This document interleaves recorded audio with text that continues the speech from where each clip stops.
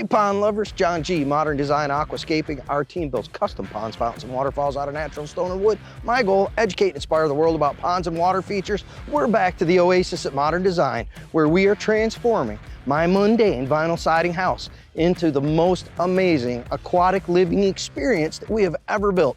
Guys, this episode is gonna be fantastic. I believe it's number 22.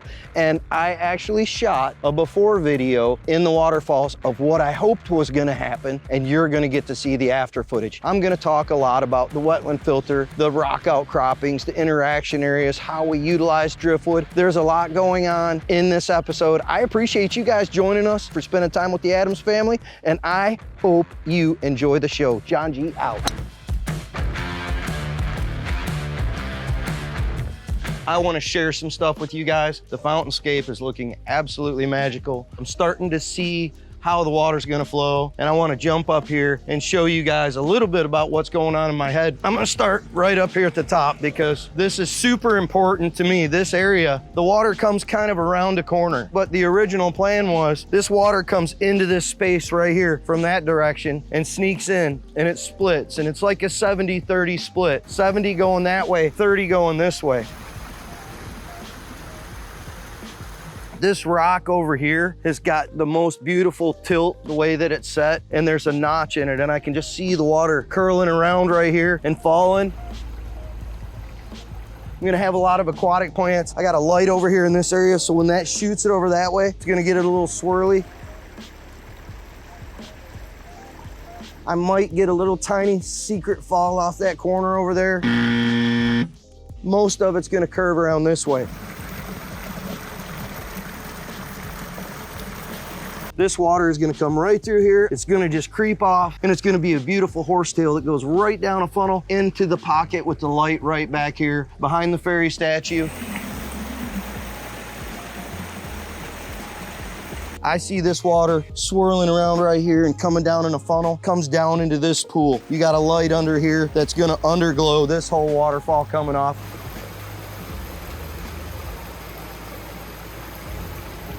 And then it sprawls out in here, up into this pooling area, and comes off the top, and it's going off both sides.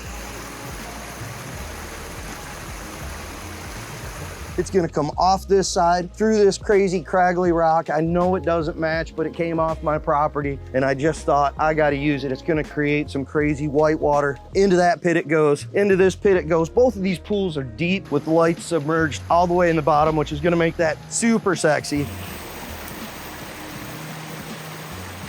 Going over this guy, water level in this pool is actually in here. So this is almost more a very short white watery kind of falls into this pool. This one over here falls into this pool off these rocks. It's gonna ride this and come down from this way. This is all gonna pool up into this height, and it's gonna ride off this rock and come down this way. It's gonna join together with this water, and water coming through here into a really cool area with the light right here that shines up through that into the side of that tree.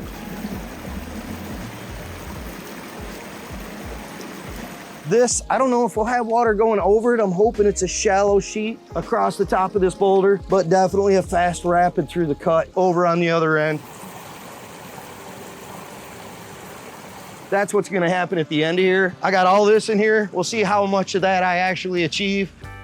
As you're watching this video, our team is putting together all of this outcropping. We do retention, integration areas, walkway steps, etc. All that is hugely important to a water feature project. Never in nature do you see the pearl necklace where it's just the rocks of the water feature and then nothing else going on out into the landscape. You have to have this amazing cohesive feeling that the whole thing ties together. I think you're gonna be impressed by what you see over the course of time developing in here. So this interaction stone, hugely important to me. And if you look at how nicely this thing's set, we got like 2 inches, 1 inch of the tip of this rock up out of the water. Just placement is hugely important, and the kids are always on my mind in this design process. This is the spot for the grandkids, but thinking through the function in addition to the beauty of how things are going to get used, that is massively important to the design process and the artistic flow of what you're putting together. So for the next little bit, you're going to be watching our team working on getting this rock and getting it installed, and I want to talk about about this because it's important to me. A lot of the times when we're building a wetland, we're putting the stone on top of aqua blocks, on top of gravel, and we're actually covering surface area of infiltration. And in my mind, not only is it putting me into a rectangular shape that I'm building in, but I'm also covering up a portion of my filtration. So I want to keep that to a minimum. So the reason that I'm talking about this is that you guys can see how we notched this back into the bank and how much time they spent getting this in here. And what I want you to appreciate is what it does for the shape. And we're very limited in here by the space and the property line, etc. This is what we could do to eliminate a big rectangle and keep from covering 2 feet wide by 5 feet long of our actual wetland filtration area. That's all I gotta say about that guy.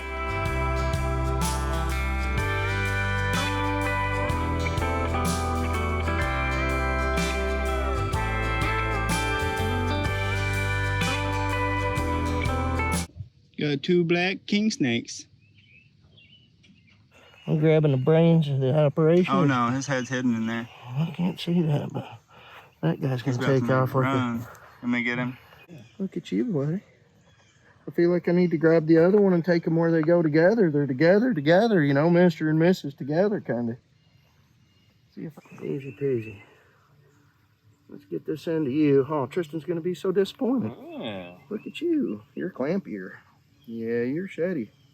What are we gonna do with you? Where's the safe place? Look at you. Say hi to the peoples. That's awesome. Good job, Hunter. There we go. Look at you, into the wood pile. How's that? You and you, together in time. Into the wood pile you go.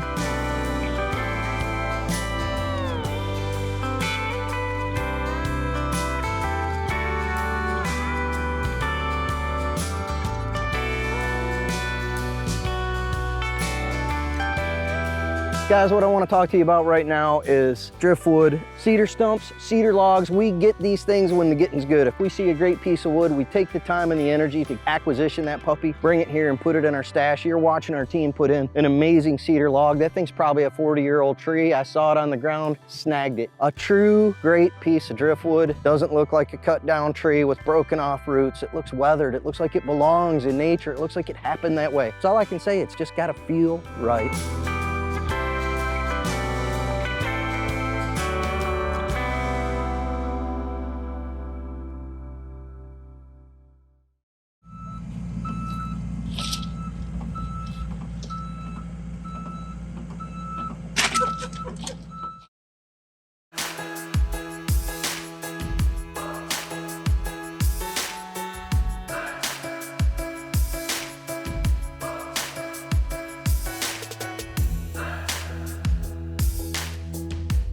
All right, my friends, well, this is the log that you've been watching the team bring down from up there in the wood pile. The main important thing of this cedar log that I want to share with you is how it's used as not only retention for the soil behind it, but it's also a transition down into the water. And it's important to me that I never see the bottom of things. I don't know why, pet peeve, it just bothers me. I want to make sure that this log is sitting down in the water, nothing creepy crawly living underneath of it. It's just a frog habitat down there, guys. I don't want spiders and whatnot crawling out of there on the kids. And I didn't cover up any of the aqua blocks, any of my wetland filtration. It's actually set up on a bunch of small stones, and that is important to me, so I figured I'd share it with you. That's all I gotta say about that.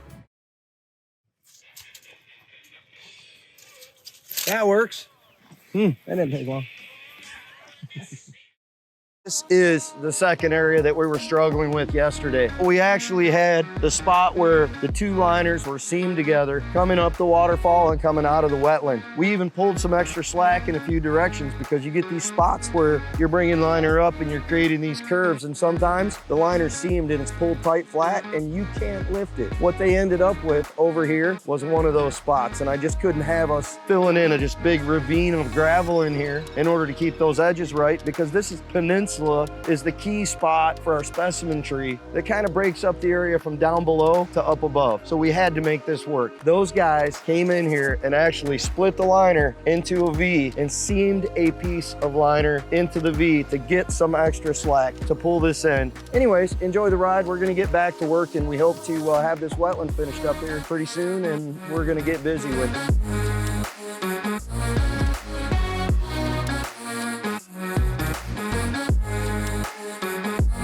want to talk a little bit about this area on the edge of the wetland. It was important to me that all of these stones were set just above water level, that the liner levels are tight. If you want to know more about how we lay out and design a wetland, we'll put a link up there for you to how we design a wetland filter. I also want to talk about, you see the guys bringing the tree in on a plate? That's actually a tool that we designed that we can use to dig a tree, wrap it, we scoop it up and set it over to the side while we're building a water feature. It keeps the tree happy and undisturbed and keeps the oxygen off the roots. And then we're able to strap that thing like you're watching and bring it right back in and get it planted pretty much undisturbed into the soil. We actually only lost one tree out of all the trees that we've moved into this water feature area so far. I'm happy with that. John G out.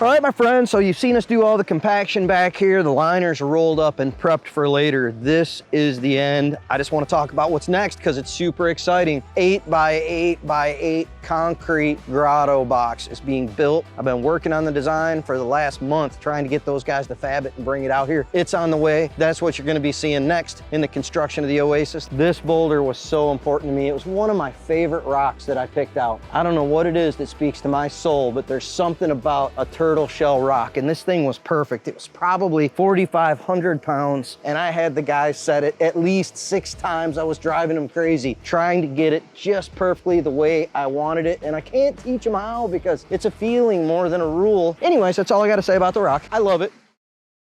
This is the end. Not really. It's the end for today. Guys, I want to thank you for joining us. Do me a favor, like, comment, subscribe, all the stuff you need to do to support us. We'll continue supporting you because it is my personal pleasure and joy to help educate and inspire the entire planet about ponds and water features. Thanks for spending time with the Adams family. John G out.